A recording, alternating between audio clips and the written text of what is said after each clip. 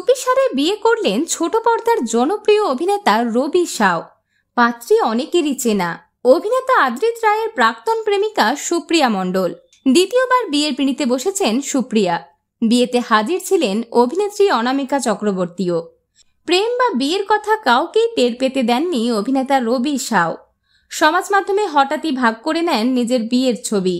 অভিনেতা আদ্রিত রায়ের দীর্ঘদিনের প্রাক্তন প্রেমিকা সুপ্রিয়া মণ্ডলের সঙ্গে জীবনের নতুন অধ্যায় শুরু করলেন রবি।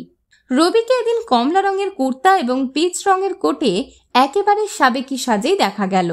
অন্যদিকে তার বেটার হাফের পরনে ছিল লাল লেহেঙ্গা। প্রসঙ্গত, আদ্রিতের সঙ্গে বিচ্ছেদের পরে বিয়ে করেছিলেন সুপ্রিয়া। সেই বিয়েতেও উপস্থিত ছিলেন অনামিকা চক্রবর্তী। সুপ্রিয়ার দ্বিতীয় বিয়েতেও দেখা মিলল অভিনেত্রী অনামিকার। যদিও অনামিকা ছাড়া এই বিয়েতে টলিউডের তেমন কেউ উপস্থিত ছিলেন না।